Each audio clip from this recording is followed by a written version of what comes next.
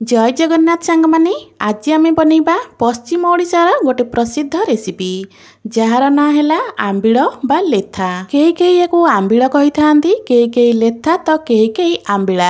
सी जहाँ भी हो खाइबापी भारी स्वादिया लगी थाए। जेकोसी रेसिपी हो समस्तंकर बनैबार प्रोसेस किछि ना किछि अलगा थाए। मु ए लेथा बा आंबिल को केमिति बनाउछि तार रेसिपी आज मु आपण मानक सहित शेयर करिबी। नमस्कार, मु रश्मि यूट्यूब रे आपण समस्त को स्वागत। आंबिल बा लेथा बनवाई मु एतिकी परिबा नहीं जाइछि। सबू परिबा पत्र को प्रथमरु भलसे आमे धुआ धुई करिनबा। परिबा को भलसे धुआ धुई करि सारला परे एबे ए सबू परिबा को आमे टिके बड़ बड़ खंडरे काटिनबा। आजिर ए आंबिल बा लेथा बनवाई मु एठी नेइतिली मूला, बाइगण, टमाटो ता सहित अल्प खंडे कखारू। आपण माने एठी भेंडी मध्य दे परिबे। जेहेतु मो पाखरे भेंडी नथिला सेथिपई मु एथिरे भेंडी को स्किप कर नेछि। सांग माने आजिर ही रेसिपी वीडियो आपण माने को जगारु देखुचंती कमेंट करी निश्चय जणैबे, जहा फल कि मु मध्य आपण मानकु धन्यवाद दे परिबी। आपण माने चाहिले ए आंबिल रे सारू, खड़ा, चना ता सहित कुंदुरी मध्य नहीं परिबे। आपण मानकु जो परिबा खाइबा पई बेसी भल लागे सेही परिबार क्वांटिटी मध्य बढ़ाई परिबे। जो परिबा खाइबा को बिल्कुल भी भल लागेनी ताकु स्किप मध्य करि परिबे। आंबिल बा लेथारे टमाटर परिमाण टिके अधिक रही थाए, तो एठी मु 4 रु 5टा परिका टमाटर नेथिली। सबु परिबा पत्र को भलसे कटाकटी करि सारला परे एठी मु सबु परिबा को अलगा अलगा करि रखि नेछि। एपटे 3 रु 4 चमच अरुआ चाउल को मु 2-4 घंटा आगु बतुरी रखिथिली। एबे ए अरुआ चाउल को पूरा चिकन करी आमे बाटी नबा। तो एबे चलंतु आमे आंबिल बा लेथा बनैबार प्रोसेसिंगटा स्टार्ट करनबा। प्रथमे गैस उपरे गोटे कड़ाई बसै नेथिली। कड़ाई रे पाखापाखि 2 रु 3 ग्लास हब पानी आमे दे दबा। 2-3 ग्लास पानी दे सारला परे गैस र फ्लेम को हाई रखिथिबा। हाई फ्लेम रे आको कवर करनबा। कवर करके पानी को टिके फुटै नबा। पानी आमर हाल्का टिके फुटिबाकू लागला परे एबे पानी रे आमे दबा प्रथमे कखारू ता सहित मूला कखारू सिझिबा पई टिके समय लागि थाए। सेथि पई एटी मु प्रथमरो मूला आ कखारू देई दोची। मूला कखारू देई सारला परे एबे एथिरे आमे स्वाद मुताबक दबा लूण ता सहित हाफ चमच दबा हळदी गुंड। लूण हळदी गुंड देई आकु टिके आमे गोळै नबा। गैस र फ्लेम को मीडियम करनबा। एबे आकु आमे कवर करी किछि समय पर्यंत सिझिबा पई छाड़िबा।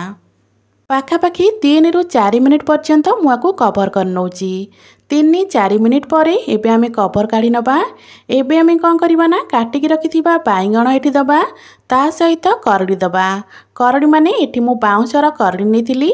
एबे बाइगण आउ करडी को देई सारला परे आको हल्का टिके आमे गोळै नबा। आउ थरे आको कवर करके सबु जिंस भल भाबरे सिझिबा पर्यंत आमे आको सिझै नबा।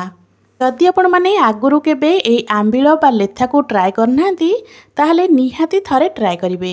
देखिबे ए रेसिपीटा आपण मानकु एते सुंदर लागिबो खाइबा पई।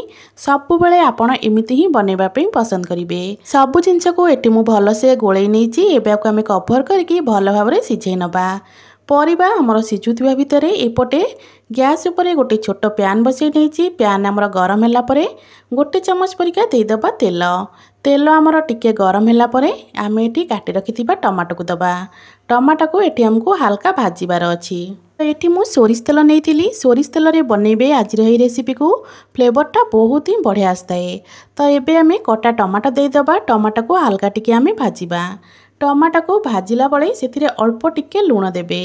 लूण अल्प देई टमाटो को भाजी देले कोन हबो ना टमाटो हमर जल्दी सिझी जाई थाए। तो टमाटो को मेटी हल्का टिके एपट सेपट कर नेथिली। तापर एठी आमे अल्प लूण दबा। एठी मु कहि रखुची जदि आपण मानको आजिर एही रेसिपी वीडियो भल लागे वीडियो को लाइक करिवे, शेयर करिवे। जदि आपण माने मो चैनल रे नुआ अछंती ताले प्लीज चैनल को सब्सक्राइब निश्चय करनेबे। फेसबुक पेज रे देखुथिले फॉलो करिबा को बिल्कुल भी भूलिबेनी। तो टमाटो को पाखापाखि 3-4 मिनिट एमिति एपट सेपट करी भाजी सारला परे तो एइठी देखि पारुथिबे टमाटो सबु हमर बढ़िया भाबरे भाजी हे गलानी। टमाटो एमिति भल से भाजी हे गला परे आमे जो परिबा सबु सिझेया भी रखिथिले ना सेही परिबारे एबे ई भजा टमाटो को देई दबा। भजा टमाटो को परिबारे देई सारला परे आको मु पुणी थरे कवर कर नौची। कवर करी आउ 3-4 मिनिट पर्यंत सिझेई नौची। 3-4 मिनिट परे एबे चलंतु आमे चेक करनबा आम परिबा पत्र सब भल से सिझिलानी कि नाही। प्रथम आम गोटे मूला नहीं जावा मूला को नहीं चेक कर नवा जेहेतु मूला कखारु को आम आगुरी देते आउ ये मूला कखारु सीझापी टिके टाइम लगी थाए से आम मूला और कखारु को चेक कर नवा। तो ये देखिपे मूला आमर बढ़िया से सीझी जाइए। तो ये चलतु आम गोटे पीस कखारु को ये चेक कर नवा। तो ये देखिपे मु गोटे पीस कखारु नहीं जाइए कखारु देखिपे केते सुंदर भाव में सीझीगला।